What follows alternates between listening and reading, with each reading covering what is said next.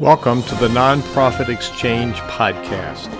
Stories by leaders for leaders to help you raise the bar on your own excellence, to release the potential inside of you. Now, here's today's podcast. Greetings, it's Hugh Ballou. Welcome to this episode of the Nonprofit Exchange. Each week, we talk to people with a story to share. Stories of what they've done to launch a nonprofit. They've done right, they've done wrong, what they've learned, what has helped them be successful and impact people's lives.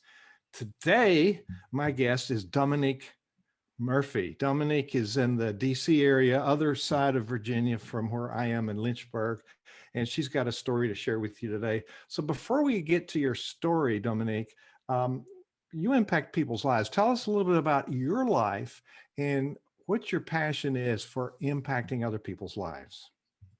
Hugh, first and foremost, thank you for having me on your show. I'm so excited to be here. I'm a big fan of yours and your work for many, many years. I just love what you do and who you represent. So thank you for this opportunity. A little bit about me. I'm a student at heart. That's how I like to describe myself. I'm a student. If you take away the resume and all the accolades, I love to learn. I'm a thirsty learner and I love to help people. If you want the resume version of it, my background is television. I started very early on in my career hosting TV shows at the age of 14. My first show was called Whatever. It was on NBC, the NBC affiliate in Minneapolis, Care 11. So I did that for 4 years, went on to obtain a degree in broadcast journalism. And I've worked all over the country in television as a news anchor and as a TV host. I transitioned recently into the world of entrepreneurialism, and I have a couple of companies, and I also am the founder of a nonprofit. The nonprofit is called Readers to Leaders, and we have a project called the Yellow Box Project. Just to give you the backstory before I get into that, I am the daughter of 2 teachers. I love teachers so much. Teachers should be paid way more. That's a whole nother story. They are the backbone of our society. We all are where we are today because of teachers. So I have a deep admiration for anyone in the educational arena. Mom and dad, teachers. I grew up in a household, working class family, but my mom and dad always made sure I had books to read. So at every opportunity, every weekend, my mom and I remember we would go to the library and I would pick out 3 books every Saturday. And then I'd come back and I'd read those books and I would just get lost in stories. And so for me, I credit a lot of my success as a communicator and as a journalist to the gift that my mom and dad provided me as a child. I had access to books. Well, fast forward many, many years, I'm a mom now. I have 2 children. I have a almost 3-year-old and a 1-year-old, and they love books, but I make sure that they have access to these books, right? Because education is the greatest gift we can give anybody in the world.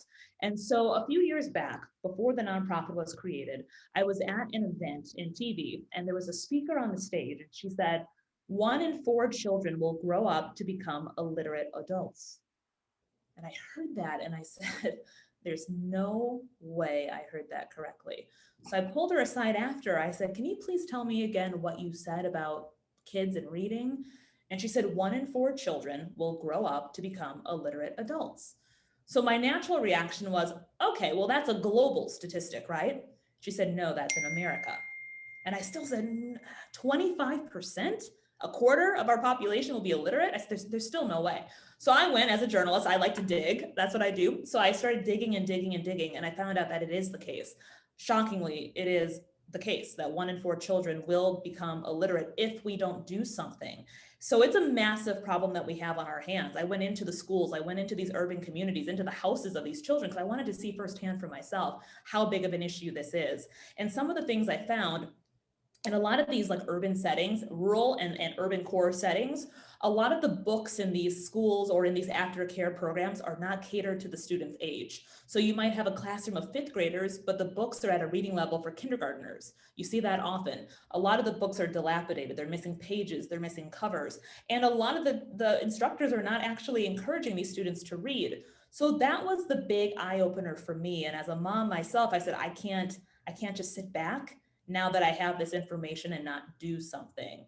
That would be a disservice to the world now that I have the information. So I said, okay, here we go, creating a nonprofit. And everyone said, you're gonna, what? You're gonna create a nonprofit?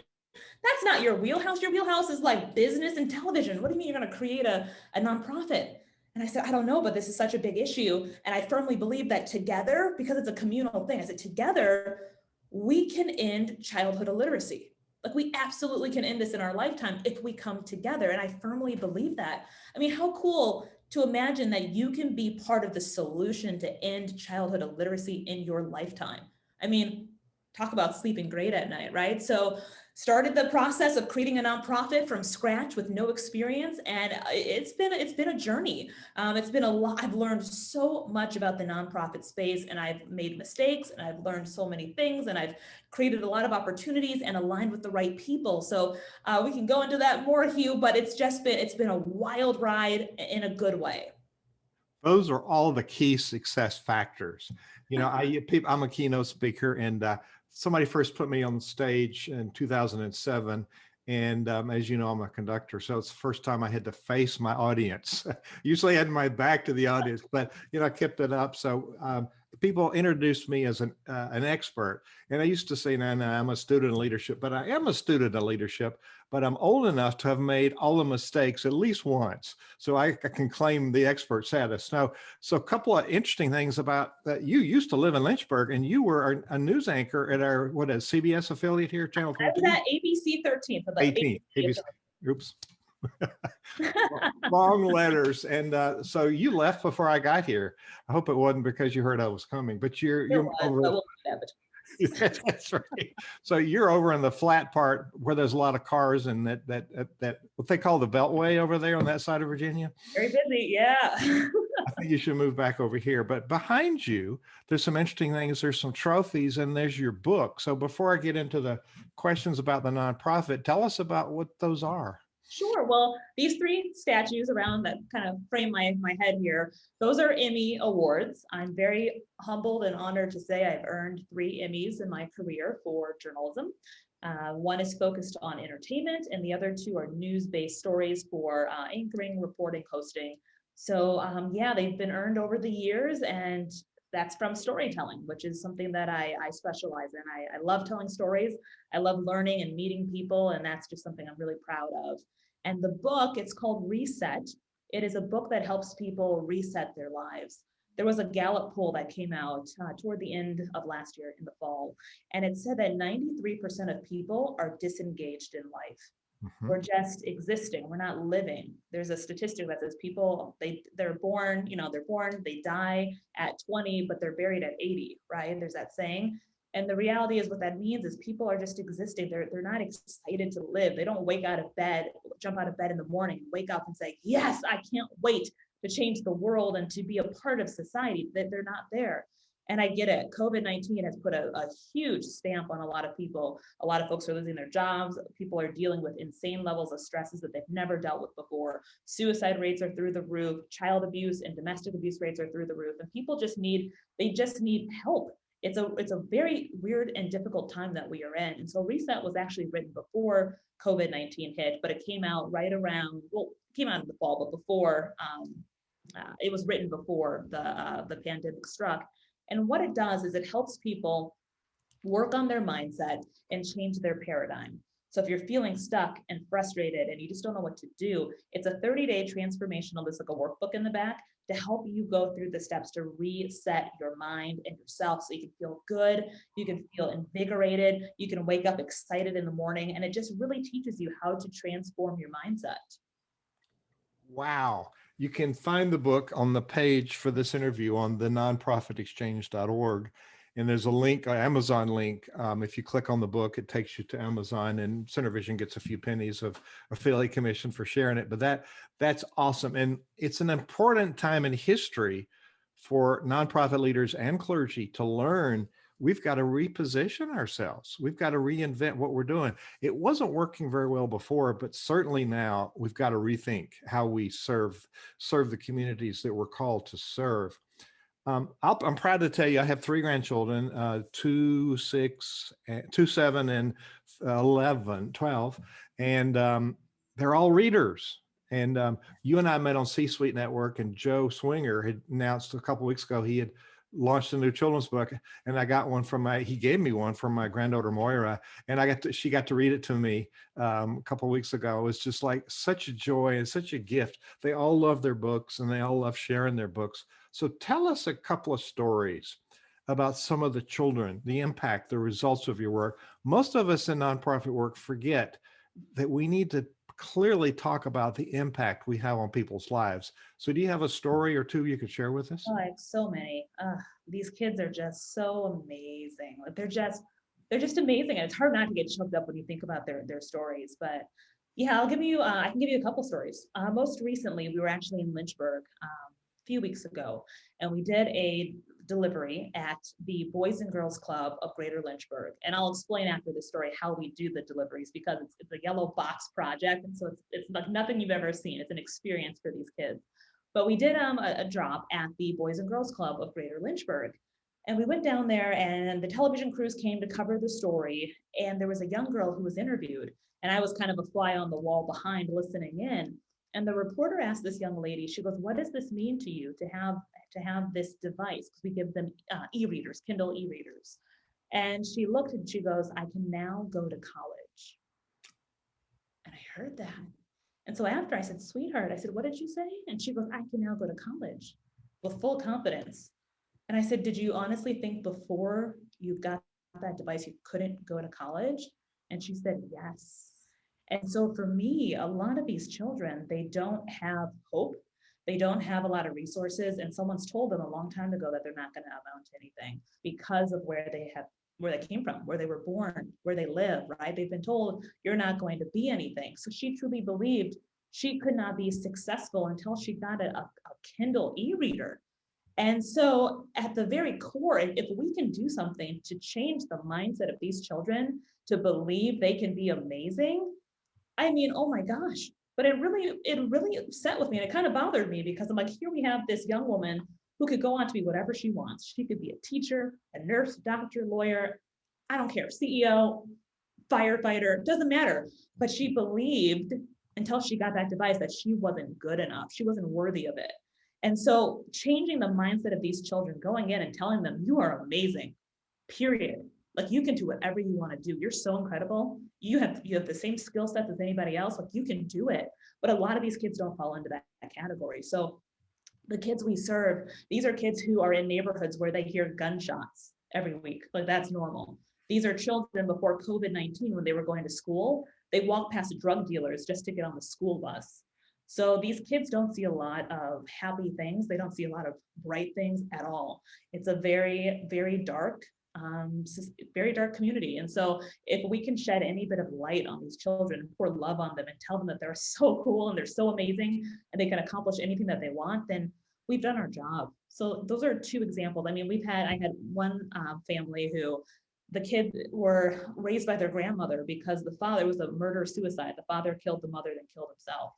And the grandma had no money, like no money at all. And so she broke down and she's like, oh my gosh, this is going to help these kids so much because I can't afford to give them anything. All I can afford is to keep a roof over their head and give them food, but I can't do these little things. So the gifts of literacy in these communities, it's literally changing the world. And I get choked up because it's emotional being a part of it. You ought to. That's powerful. What ages are you targeting? So originally it was like 0 to 18. And then we figured, well, 0 is not quite, quite the best market to target. So the Kindles that we deliver actually have audiobooks on them. So we are targeting 3 to 18, but our niche is like 3 through 12. It's like our main focus, but we do expand to 18. So if there's a 16, 17, or 18-year-old, they absolutely qualify for our products. Wow. And do you target certain kinds of books? Yeah, so let me tell you the concept first so everyone can understand how it works. So it's called the Yellow Box Project, but our company is called Readers to Leaders. Our nonprofit is called Readers to Leaders. And how it works is we hand deliver, well, we used to, but now we're shipping these. They're bright yellow boxes, like big cube boxes. And inside, they're bright yellow, like sunshine yellow, and I call them a box of sunshine. But inside, they're loaded with tissue paper, and there's a Kindle e-reader. There are all the accessories, because the whole point of this is not to give parents a bill. So they won't have any sort of, they don't have to pay for warranties. They don't pay for the books that are preloaded. There are 10,000 plus books preloaded and audiobooks on these devices when the kids get them. So that's a big plus. Another thing we're adding into the boxes this year, which wasn't in there last year, is an affirmations coloring book. So the kids will have these affirmations. And for those who are not aware what an affirmation is, it's a saying that builds character development. So when they color them in, they become real. And they have messages like, I am amazing, I am strong, I am smart, I am brave, I am awesome, right? And when they color them in, they come to life. And there's 52, because 52 weeks in a year, and they color them in, they tear them out, and they tape them on like their locker or their bathroom mirror. And we encourage them that every day they look at themselves in the mirror, morning and night, and they say, I am amazing, 10 times. I am amazing, I am amazing. And that builds that character development in these children. So I'm really excited to be adding those into the boxes this year. And the kids in the coloring book, they're very representative of children from all over the world. So every kid who gets one will find a child that looks something like them, which is really important too. So the Yellow Box Project, we hand deliver or ship these boxes. Oh, you have it up here, yeah. There's your logo, readers to leaders, and that's substantial. The website is yellowbox.org or Got it, theyellowbox.org. And I do want to clarify, because there are actually two readers to leaders. So ours is theyellowbox.org, okay, with that yellow box. That's how you can remember us. We're the bright yellow box. The other one's in Dallas, and I'm not affiliated with that one. So Readers to Leaders with the bright yellow box is the nonprofit that I started. And if they want information about it, they can go to contact@theyellowbox.org. They can send an email to find out more about it. So kids are amazing. You know, I served mega churches for 40 years as music director, and I always worked with the 3rd through 6th graders in choirs. And, you know, they have great things to do. When I taught middle school one time, I taught music.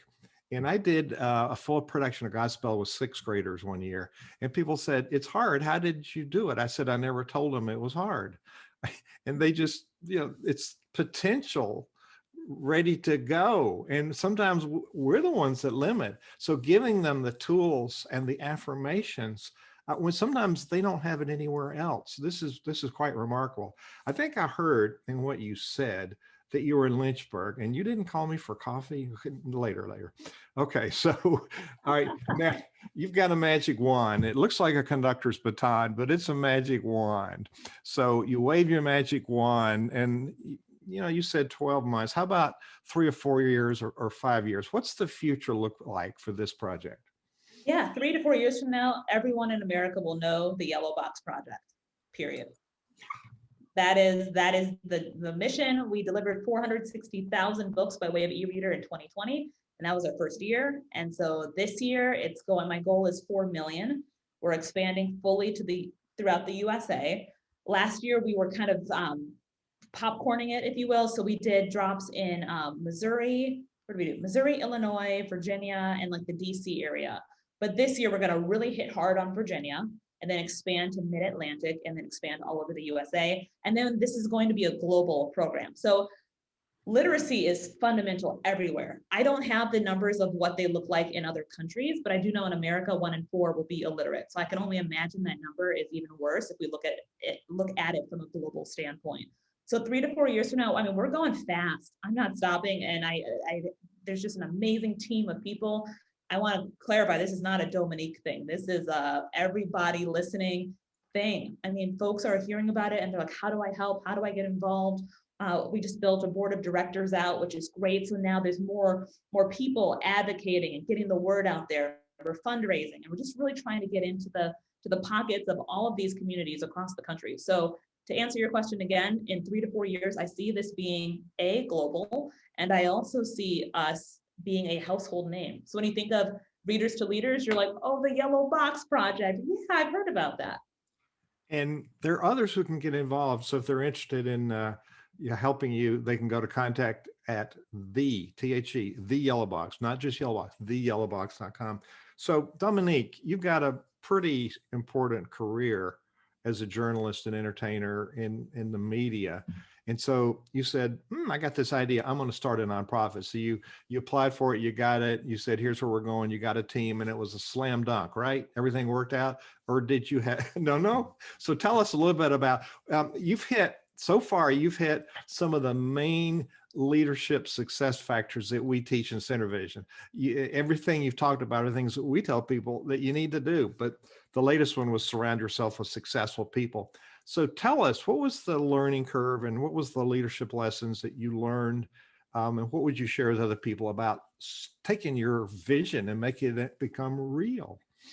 I would say, wow, how much time do you have? Okay. No, it was not easy. Anyone who tells you that it is not telling you the truth. It takes a village. It takes a village.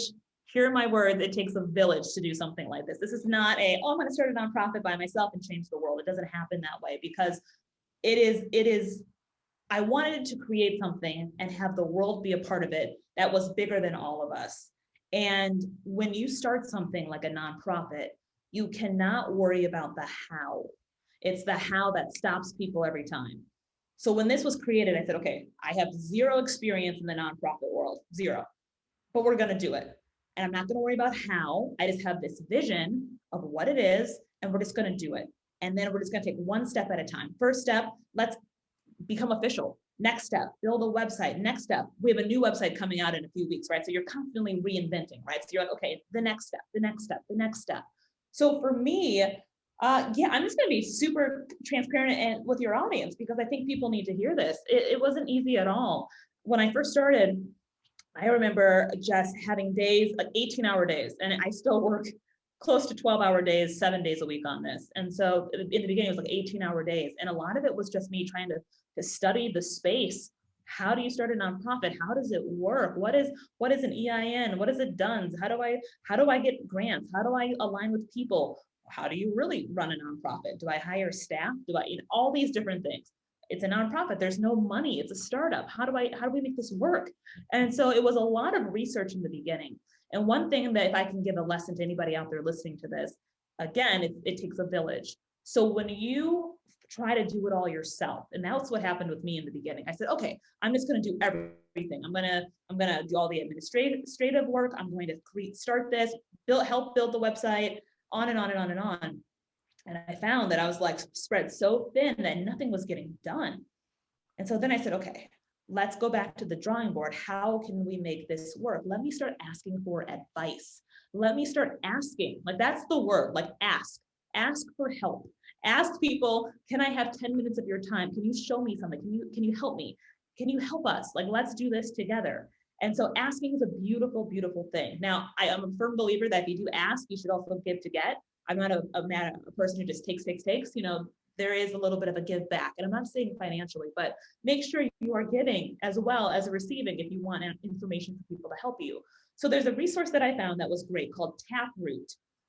It's Taproot, taproot.com, I believe, but just look up Taproot. The logo is like a blue T. And I reached out on Taproot. I set up an account, and they actually provide you with pro bono services, volunteers who just want to donate their time. So when someone told me about that resource, I said, oh, cool, this is great. So I went on there and I set up accounts. And so I was able to get a team of 4 people to help. I had someone who was specialized in project management. I had a woman who specialized in PR. I had a web developer who's on our board now, who does our web development. And I had a gentleman in finances, which was great because I'm like, I don't know what I'm doing. Let's do this together. Can you help me? And so together, it was, an hour here, an hour there. And in the beginning, it was more so me still getting the information and implementing it, but having that springboard, having that help was so beneficial. So that was my first piece, was getting the help and not being afraid to ask for help and aligning with people who could help direct you in that way. From there, it was a matter of just getting out there, creating a social media page. I got a Canva account. And for those of you who are not aware, Canva, Canva.com, highly recommend it. It's how you make graphics, branded graphics that look like super nice. So instead of paying a PR firm thousands and thousands of dollars a month, just do it yourself. So I created a Canva account. They have a free model And they also have a model that's $120. I had to get the pros. I paid the 120, but you can create these graphics that position you as an industry expert because you look more professional. And when you look professional and polished, you get more eyeballs on your brand. Visibility, right? So media attention, it leads to credibility. And so that was the whole method. It was finding the blueprint of, okay, let's create something that looks professional. Then let's get the visibility, TV, which gives us credibility in the marketplace. So that was how it was engineered, Canva. And then we got a system called Hootsuite, Hoot, like an owl, Hootsuite. Yes. And then we scheduled all the posts. So then everything was dropping in, and then it took my time away from social media. I said, okay, now that's taken care of. We have members who are volunteers who are helping in other arenas. Now I can focus more on getting the boxes out there. I can keep going. I see you getting ready. No, that is like amazing. So you asked people, and there is the skill in the asking, but there's also the skill in being very clear about why you exist. So let me, you gave me some great questions, but I just realized I am interviewing a professional journalist who interviews people. So I all of a sudden became very self-conscious.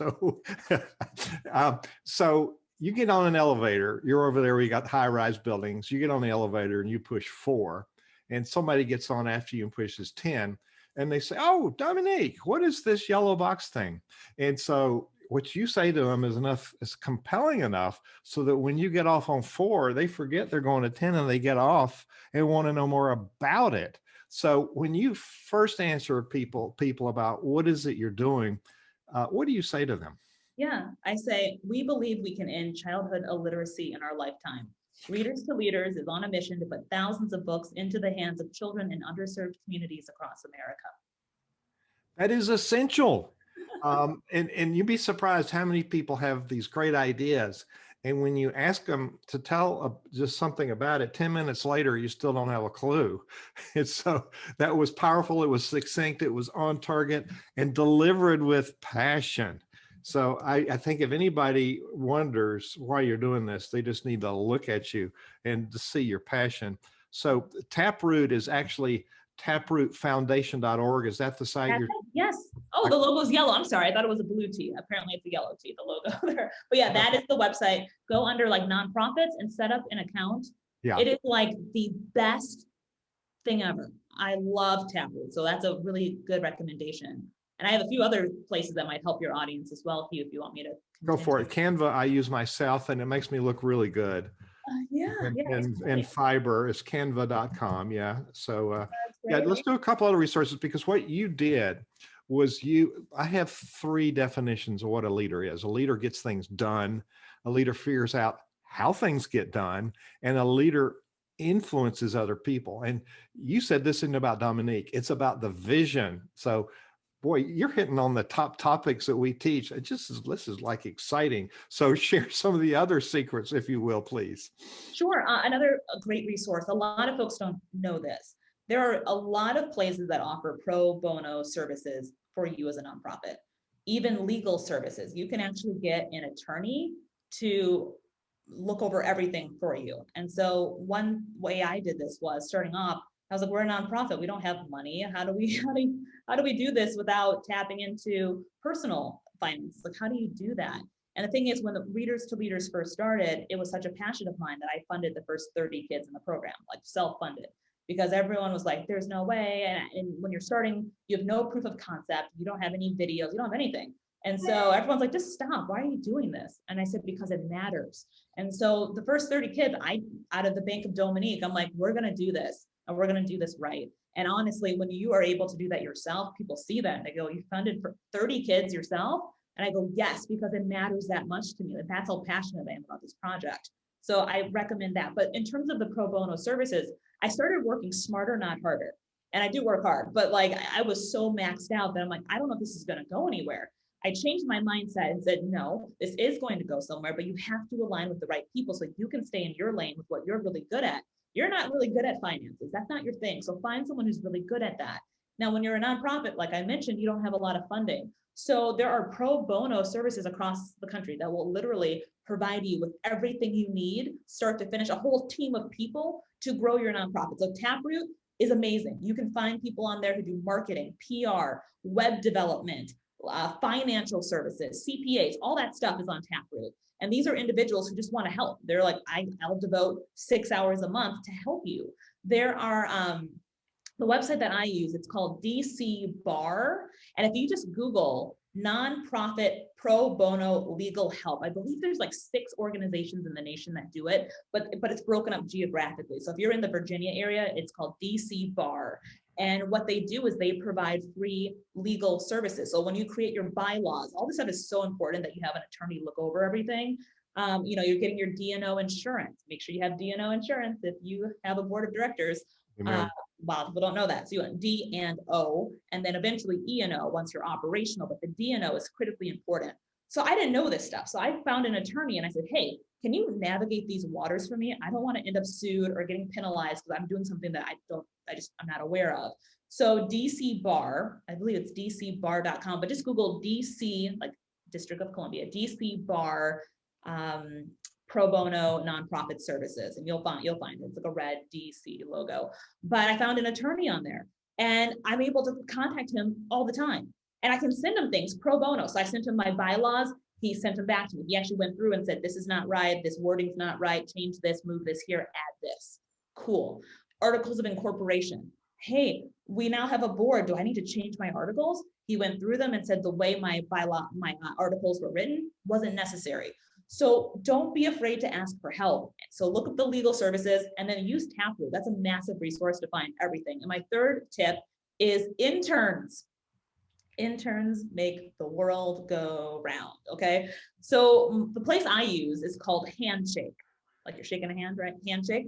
You can create a profile on Handshake and post your internship ask, your expectations on there, and they will connect you with hundreds of universities in America. And so when I blast it out, it will go, I think I identified like 60 that I wanted to align with, but you can pick what universities you want, whether it's in your area, if you want to expand. In today's digital space, you literally can just have someone working across the country as an intern helping you out because they don't physically have to be there anymore. So interns are great because again, you're able to divvy some of those tasks out. Now, I'm not about abusing interns. Obviously, you want to make sure you're taking them under your wing and showing them how it works and what you're doing. But at the same time, if you can bring a team of interns in to help you navigate those waters, the little tasks, even just scheduling your post on Hootsuite for social media, that's great for an intern to do. The research, there's just so many things out there. Also, Google Ads, they have a free grant program. You can get $10,000 a month for ads. So if you look up Google Ads nonprofit grant, Google Ads nonprofit grant, you'll find the link to that. It's super easy to fill out. You'll probably get approved very easily. And then you get $10,000 a month in ad space. So it's not a check, but they actually give it to you for ad space. So you can get the word out about your nonprofit to the masses. So those are some resources that really helped me and I think can really help your audience as they navigate these waters. Awesome. Yeah, we use the Google AdWords. We've been using it for 5 or 6 years. And I spend all of that $10,000 and direct it to places. It has to go to your website, but it's a very valid program. We got a number of people here I'm sure want to ask questions. So I'm going to pause just a second. And I put the links in the chat for Canva, Join and Shake for Handshake. AdWords, you can just Google AdWords grants, you'll find it. And it's pretty much you apply for it, you get it. The trick is being able to use the money. And that's an uphill battle to find somebody who helps you attract the traffic and then convert the traffic to whatever you want people to do. But one of our sponsors for the programs that we offer for free is Easy Card. And Easy Card is a way that you can create your own virtual card.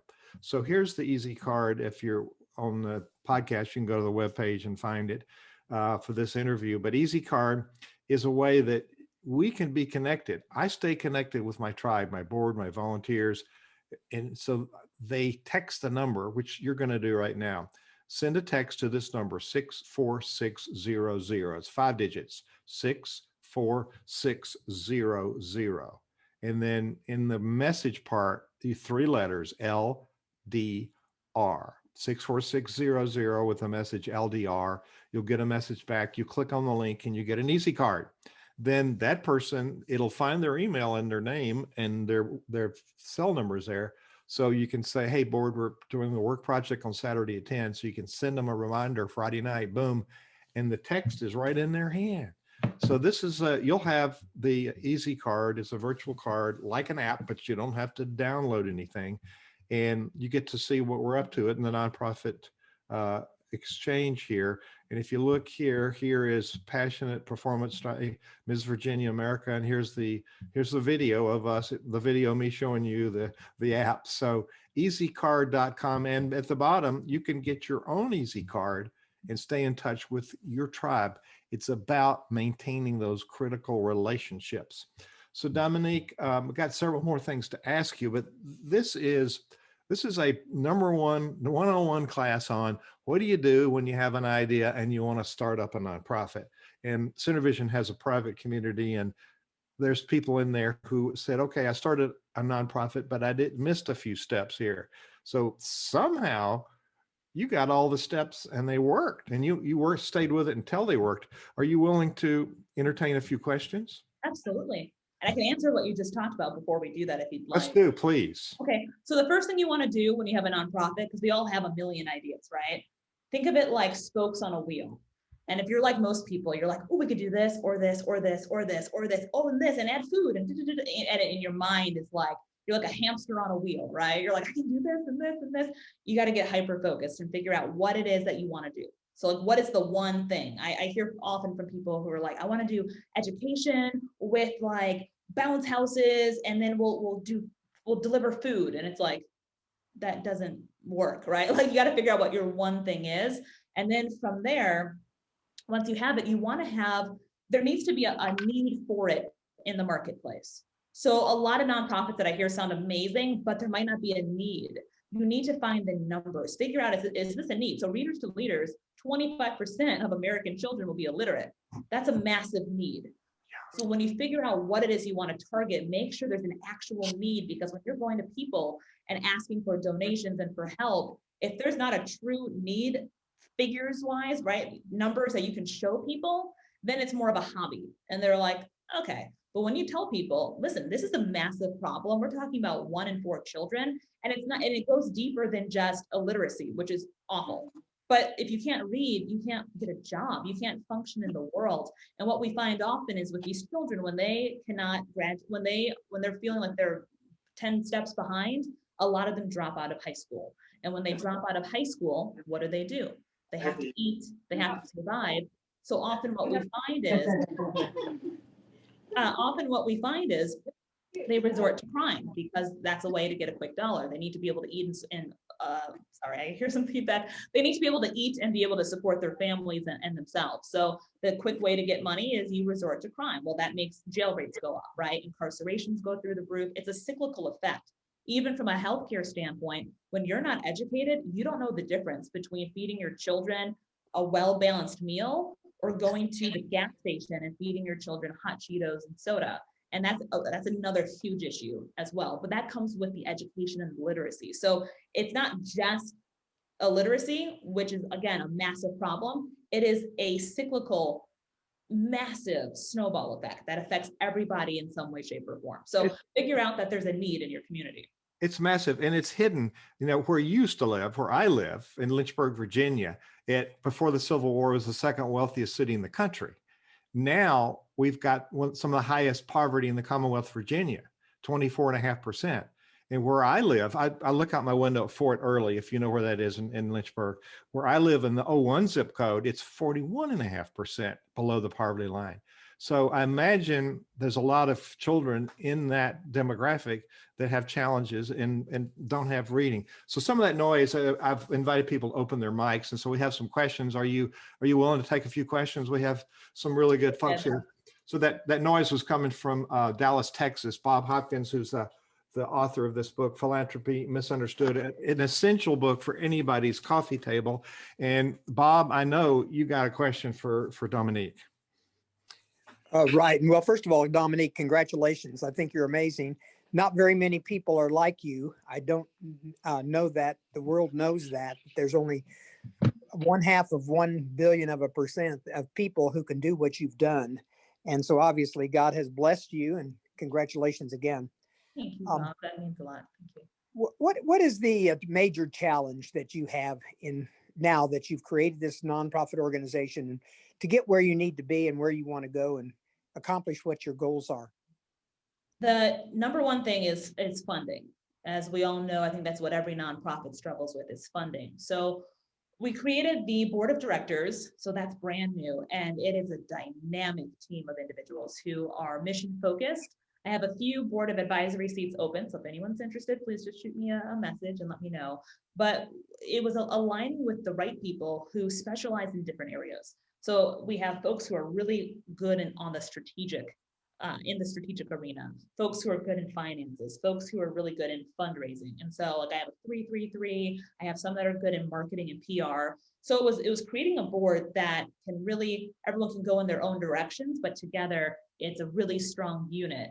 So funding is always the top thing. We came back together this year, and now the focus, we're coming up with our fundraising strategy plan, because we want to hit the ground running very hard starting March 1. And that's going to be our outreach season. So we're really building up for that.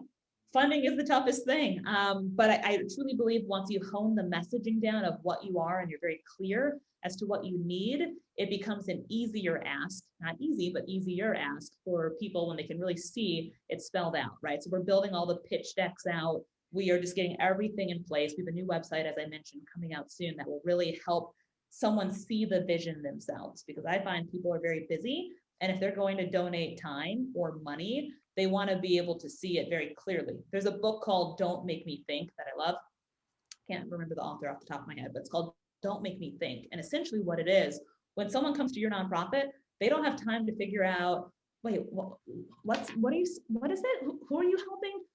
How does it work? Right. It just needs to be crystal clear. So getting that messaging really clear was like a big part of 2020. Now in 2021, it was building out the board, becoming hyper focused. We actually have like milestones for each month. So the end of this month, the goal is to have all of our partnerships in place. So we want to partner with organizations. Think of it like a supply chain.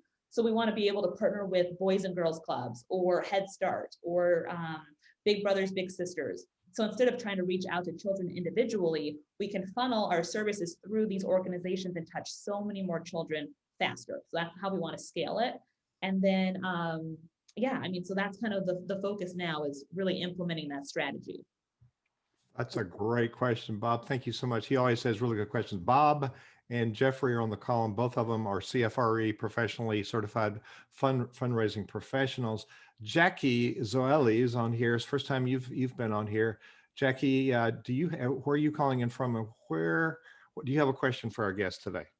I'm calling in from Arizona, and I am fascinated. I'm just beyond fascinated, because there are so many things that are available to you in partnership that I would love to entertain, and we don't have enough time. Literacy is one of my big things. So I'm very impressed, of course, as we all are. And yes, if we could only clone you, it would be wonderful for the rest of this world. But the way that you're working, you'll find those people, because they are there ready to work on. Now, any question that I have for you, well, it's all built around partnering, and I can bring quite a few people to your table. So I'm going to put my information in the chat in case you want to get a hold of me. That's really all I can do at this point. Thank you so much, Hugh and Dominique. I appreciate it. And Jackie has connected me with some amazing people. The most recent is the Democratic Republic of Congo. What they're doing there to promote leadership is really amazing. So she will do that, Dominique. She will connect you. So that's my ask of anyone here. If you are, like I said, I have 5 board of advisory positions open that I'm trying to fill. So if you have a passion for it, or if you're able to connect, another partnership area, Hugh, that we're looking to align with is we're building out an LMS system on the website. So it's a learning and management system, because the children get e-readers, as I mentioned. The e-readers have 10,000 books on them. And then this year, we need to be able to measure and track success. So the learning management system, when the kids get their e-readers, they'll enter the number on the back, so that way we can track the e-readers. So I can tell how many books they're reading. Now, the thing is, they're going to come on every month, and that's part of the memorandum of understanding between us and, let's say, Boys and Girls Clubs. Once we create those partnerships, which are not done yet, they would sign a memorandum of understanding, essentially saying once a month, they're going to make sure these students go on to the computers that they have at their facilities and fill out a few questions. So how many books did you read this month? What was your favorite book? Can you summarize the book? What would you change about the book if you could change it? If you were the author, what would you add to it? Because it's not just giving them a device and hoping that they read it. We actually want this to be effective, and we want to measure and track that success. So a part of that, another partnership that I'm looking to fill, which is not done yet, is finding partners to incentivize these children. So when they go on and they complete their task, maybe they get a coupon for a free lunch, or they get something like shoes. A lot of the kids that we serve, they like athletic shoes and athletic wear, things like that.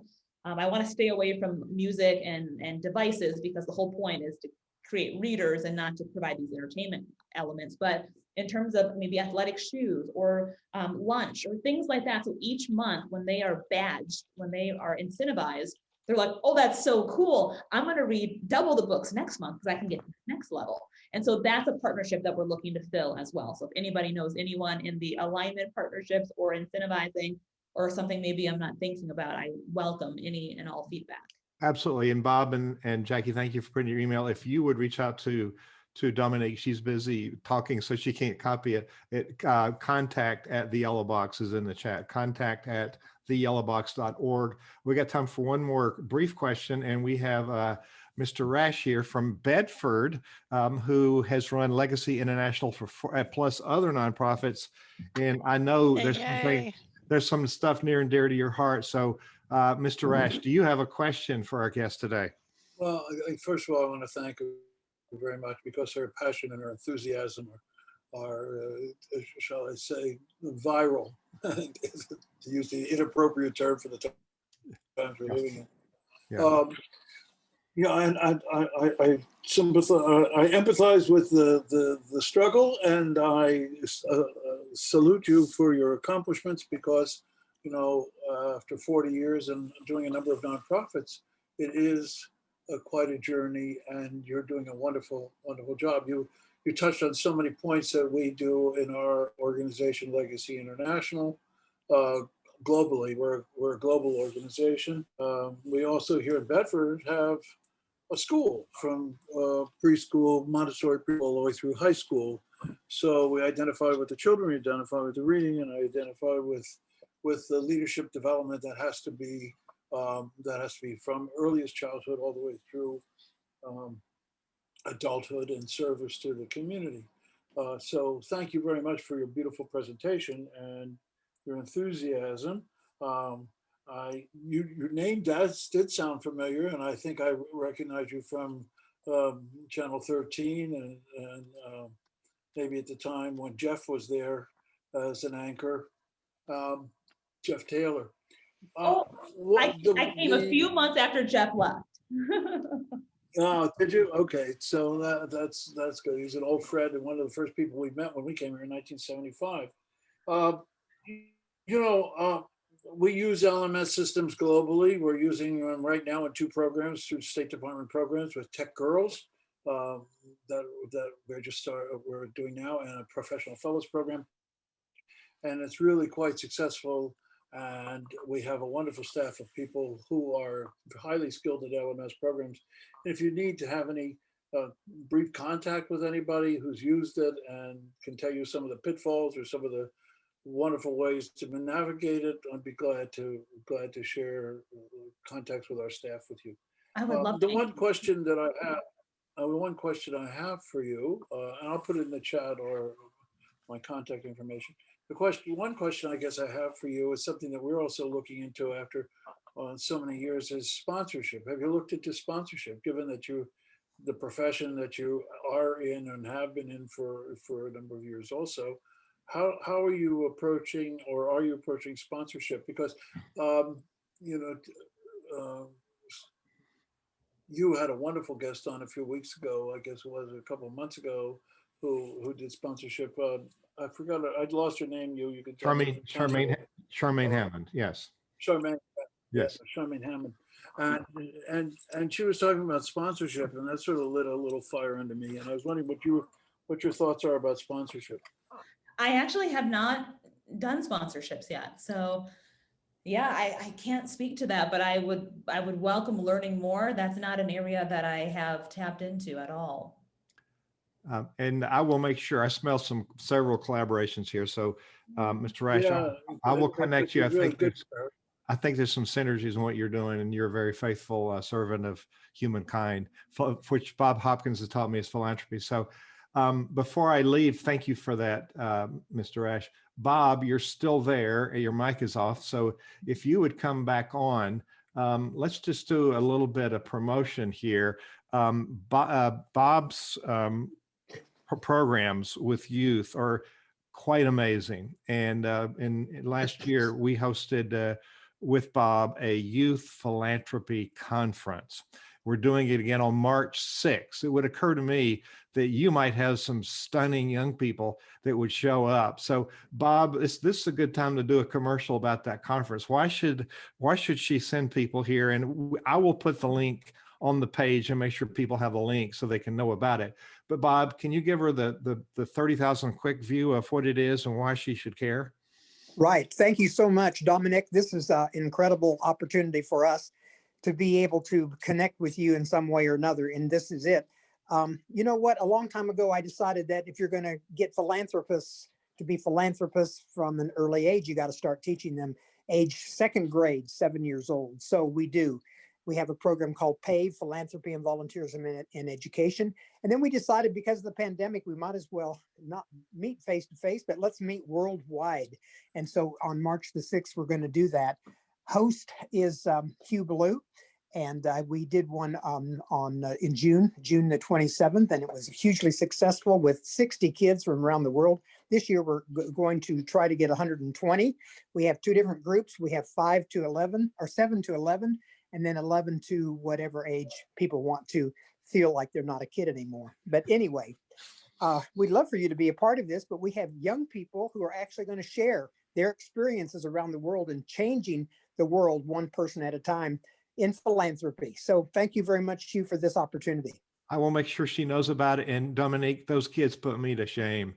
The 8, 9, 10-year-olds were quite amazing. They were all amazing. And the teachers, the leaders of this are 4 youth that have been through Bob's program, and they're just amazing. So all I did was say, now here's so-and-so. I had the easiest job there. So Bob, thank you so much. Thank you. So Dominique, you've heard from some amazing people, but that's because you've attracted them. No. So that's a commercial. I'm gonna do one more sponsor moment. Then I'm gonna let you close this out with whatever you want to challenge people with or inspire them with.